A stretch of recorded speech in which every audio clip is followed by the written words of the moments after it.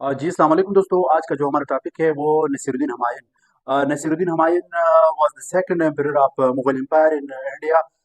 ये ज़हीरुद्दीन बाबर का बेटा था। नसीरुद्दीन हुमायूं ने हिंदुस्तान के ऊपर दो दफ़ा हुकूमत की, यानी 1530 से 1540 तक, फिर 1555 से 56 तक। नसीरुद्दीन हुमायूं को एक नाकाम हुक्मरान, एक वीक हुक्मरान, एक इनकेपेबल हुक्मरान तस्वूर किया जाता है। और जबकि कुछ हिस्टोरियन एक्सटर्नल फैक्टर्स को या उनके जो अपने अंदरूनी खानदानी जो क्लेशेस है उनको इनकी नाकामी का जरिया समझते हैं। यानी उन्होंने हिंदुस्तान के ऊपर 11 साल हुकूमत की, और इन 11 साल के बीच 15 साल तक इनको जरावतन होना पड़ा, हिंदुस्तान छोड़ना पड़ा। ये ईरान गया, वहाँ के शाह से उन्होंने हेल्प मांगी, और फिर दोबारा आके तख्त दिल्ली को उन्होंने जो है वो संभाला। तो बेसिकली ज़हीरुद्दीन बाबर जो कि इनका वालिद था और फाउंडर ऑफ यानी मुगल एम्पायर, अ, उन्होंने हिंदुस्तान के ऊपर 4 साल हुकूमत की। जैसे हमने पिछले उसमें वो किया था, हमने एक्सप्लेन किया था कि 1526 से 1530 तक ज़हीरुद्दीन बाबर ने हिंदुस्तान के ऊपर हुकूमत की। इन 4 सालों के दौरान उनको मुख्तलिफ जंगें लड़ना पड़ी, और उनको जो है हुकूमत मुस्तकम करने का ज़्यादा मौका नहीं मिला। सिविल एडमिनिस्ट्रेशन की बुनियाद इस तरह नहीं रख पाया जिस तरह होना चाहिए। तो नसीरुद्दीन हुमायूं जैसे ही हुक्मरान बना तो उनके सामने मुख्तलिफ थ्रेट्स थे, इश्यूज थे, उनको मुश्किलात का सामना था।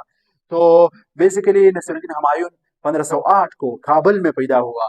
उनकी बेसिक एजुकेशन, बेसिक फौजी तरबियत और बेसिक तालीम ज़हीरुद्दीन बाबर ने की, अपने घर में की, और उनको ट्रेन किया था अपने यानी हुकूमत के लिए। तो he was the eldest son of Zahiruddin Babur. इसके अलावा ज़हीरुद्दीन बाबर के 3 और बेटे थे, मिर्ज़ा हिंदाल, मिर्ज़ा कामरान और मिर्ज़ा अस्करी। ये उनके और बेटे थे। और ज़हीरुद्दीन बाबर 1530 में जब इनका इंतकाल हुआ तो इसके बाद नसीरुद्दीन हुमायूं को तख्त दिल्ली संभालना पड़ा, और ये हुक्मरान बना। और ये जो हुकूमत है ये नसीरुद्दीन हुमायूं के लिए ये एक खारदार और यानी it was not a good experience, और it was not a bed of roses for him. तो उनको मुख्तलिफ इश्यूज थे, मसाइल थे। जो मेजर इश्यूज थे, थ्रेट्स थे, एक तो उनके अपने ब्रादर्स के हवाले से थे। यानी बाबर ने जो तख्त हिंदुस्तान है इनको यानी मुख्तलिफ रियासतों में, सूबों में तकसीम किया था। यानी मिर्ज़ा उनके एक और बेटा मिर्ज़ा कामरान, उसको कंदहार और काबुल दिया था। आगरा और दिल्ली ये उनके हिस्से में आया, हुमायूं के हिस्से में आया। पंजाब हिंदाल के हिस्से में आया था। और इसके अलावा शेरशाह सूरी, जो कि एक अजीब एक बादशाह है और एक हुक्मरान है, एक हैरान करने वाली शख्सियत है शेरशाह सूरी। और बहादुर शाह, ये दोनों अफ़गान थे। जैसे आपको पता है कि मुग़लों ने हुकूमत किससे ली? अफ़गानों से ली। उस वक़्त अफ़गान जो डायनेस्टी थी वो लोधी डायनेस्टी। तो लोधी डायनेस्टी के ख़त्म होने के साथ अफ़गानों की हुकूमत ख़त्म नहीं हुई। यानी छोटे-छोटे रियासतों में, कुछ रियासतों में अभी भी अफ़गानों की हुकूमत थी। इसमें एक शेरशाह सूरी जो कि बिहार के अंदर था, बिहार का छोटा इलाका ये शेरशाह सूरी के अंडर था। और बहादुर शाह ये गुजरात का हुक्मरान था। तो ये उनके लिए मेजर थ्रेट्स है, ये शेरशाह सूरी और बहादुर शाह। और इसके अलावा अपने जो भाई थे जो तख्त दिल्ली के दावेदार थे। तो शुरू में उनको कुछ जंगें लड़नी पड़ी। पहली जो जंग है वो गुजरात के हुक्मरान बहादुर शाह के खिलाफ उन्होंने लड़ी 1535 में। और शुरू में उसको कामयाबी भी हुई, और उन्होंने बहादुर शाह को गुजरात से भगाया। मगर ये जो उनकी फतह है ये बिल्कुल बहुत शॉर्ट स्पेन के लिए थी, और ये बहुत कम अरसे के लिए थी। बहादुर शाह ने दोबारा आके गुजरात को फतह किया। और जब ये गुजरात में बेजी था नसीरुद्दीन हुमायूं, तो उस वक्त शेरशाह सूरी ने बिहार के अंदर, बिहार में अपनी जो असर रसूख है और अपनी हुकूमत है उसको मजबूत करना शुरू किया। तो फिर हुमायूं ने गुजरात को छोड़ के ये चुनार जो इलाका है ये बिहार के अंदर है, ये उन्होंने शेरशाह के खिलाफ जो है वो जंग शुरू की। मगर उन्होंने ये चुनार का जो किला है उसको फतह किया। और फिर ये खुशियों में, अपने प्लेजर्स में ये बिजी रहा। मगर कुछ दौर के बाद शेरशाह एक ब्रिलियंट वो था, हुक्मरान था, एक बहादुर था, और स्ट्रेटजी में ये हुमायूं से بہت بڑھ کر تھا. تو نصیرالدین ہمایون کی حکومت کا خاتمہ کس نے کیا؟ وہ شیر شاہ سوری نے کیا. اور یعنی تقریباً 37 سے 40 تک چھوٹی چھوٹی انہوں نے جنگیں لڑی شیر شاہ کے خلاف. اور بالآخر جو ہے شیر شاہ نے کنوج کے میدان میں اس کو ہمایون کو شکست دی. اور ہمایون جو ہے اکیلا ان کو بھاگنا پڑا. یہ آگرہ آ گیا، پھر یہ پنجاب آیا، پھر ہمارا یہ سندھ اور بلوچستان، اور اس سے ہو کے یہ ایران گیا ہیلپ لینے کے لیے. تو یعنی تقریباً 10 سال کے اندر نصیرالدین ہمایون کی حکومت کا خاتمہ ہوا. تو اس کے کچھ ریزنز ہیں، یعنی there was some factors responsible for his failure. تو اس میں مختلف وجوہات ہے جو کہ نصیرالدین ہمایون کی شکست کے باعث بنی. اس میں سب سے جو پہلی وجہ ہے وہ ان کے اپنے بھائیوں کے درمیان، اپنے جو رشتہ دار ہے ان کے درمیان کلیشز تھے. کس کے اوپر؟ یعنی تخت دہلی کے اوپر، اور یہ جو سمال ریاستیں ہیں ان کے اوپر یعنی یہ لڑائیاں چل رہی تھی. گلبدن بیگم نصیرالدین ہمایون کی سسٹر ہے. انہوں نے نصیرالدین ہمایون کی بایوگرافی لکھی ہے، ہمایون نامہ.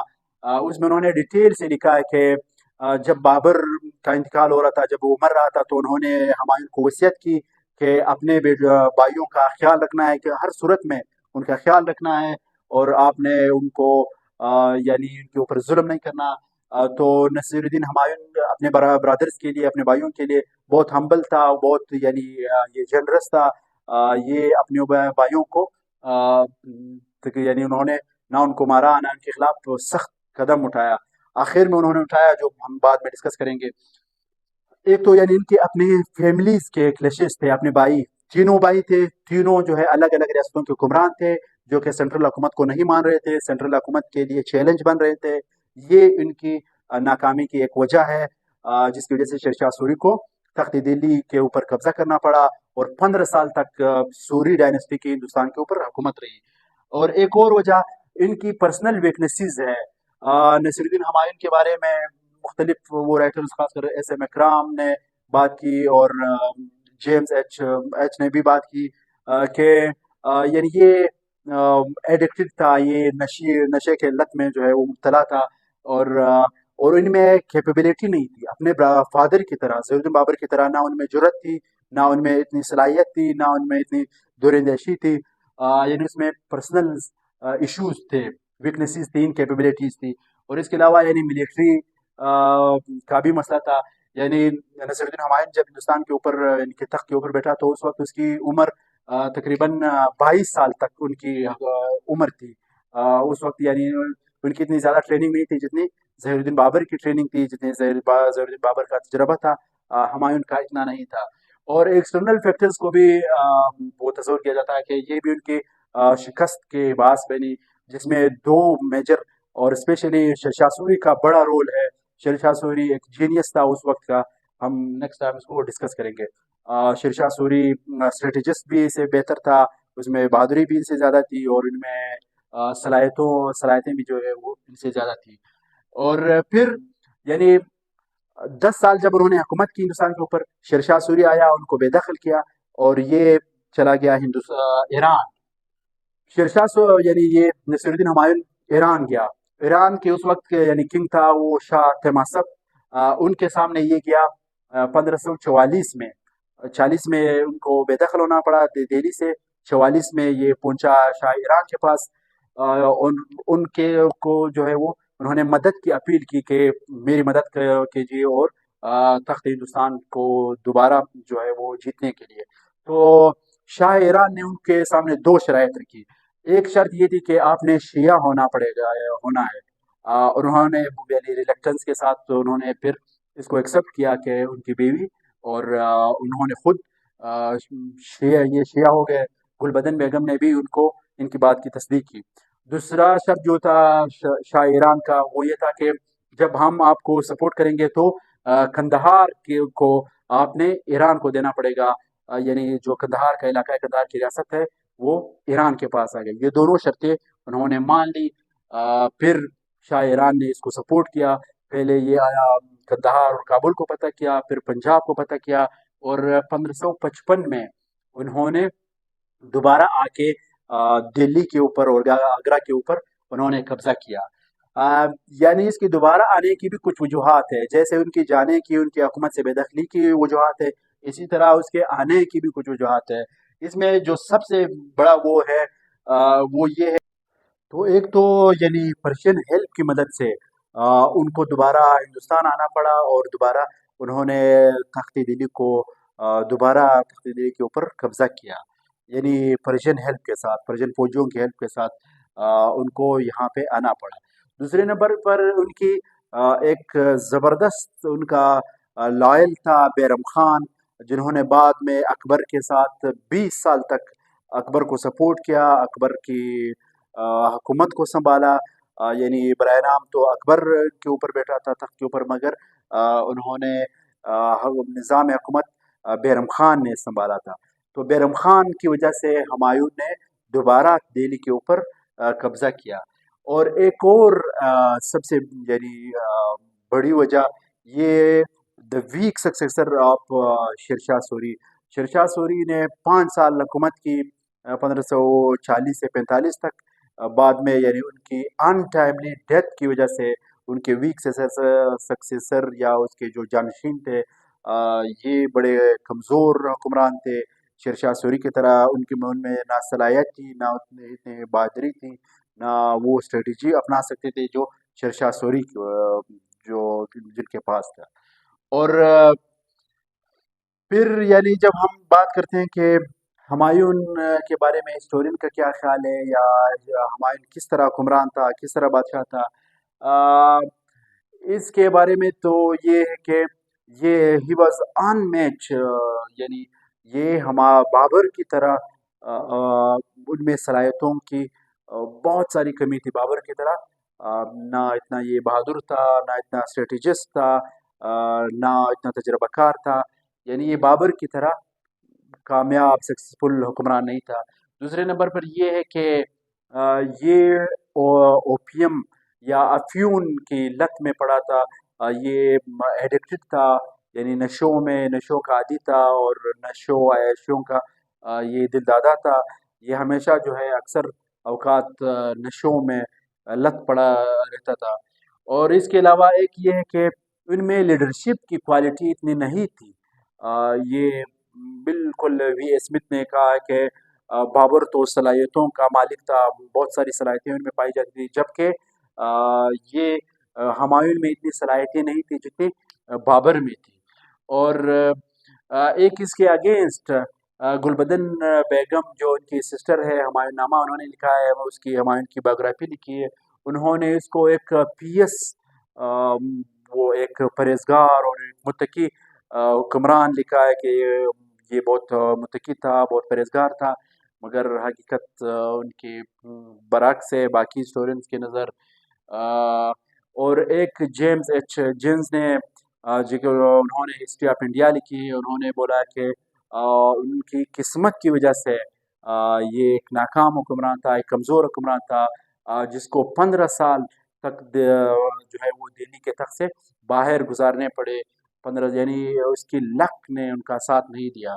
और उसकी जो डेथ है, गुलबदन बेगम ने लिखा है कि एक अजीब सी एक स्टोरी है, और यानी वो ये कि ये तो बहुत परहेजगार आदमी था, ये स्टडी का और मुताले का दिलादा था, और इनको आर्ट में जो है ज़्यादा दिलचस्पी थी। तो उनकी जो डेथ है ये 1556 में हुई। यानी उन्होंने लिखा है कि यानी एक शाम को ये लाइब्रेरी में किताबें पढ़ रहा था, मुताला कर रहा था। फिर जब वो नीचे उतर रहा था सीढ़ियों के ऊपर जो है वो सीढ़ियों में आ रहा था, तो अज़ान की आवाज़ उन्होंने सुनी, तो ये अज़ान के एहतराम में बैठ गया उन्होंने। फिर जब जैसे ही उठा तो इसके पाँव जो है वो फिसल गया और वो नीचे गिरा, उनके सर में बड़े चोट आए, उनका बड़ा खून निकला। तो तकरीबन 3 दिन के अंदर उनकी डेथ हुई।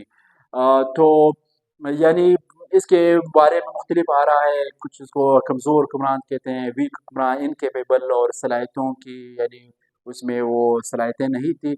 और कुछ स्पेशली गुलबदन बेगम जो उनकी सिस्टर है, उनको एक जो है वो पियस परहेजगार हुक्मरान इनको डिक्लेयर किया है।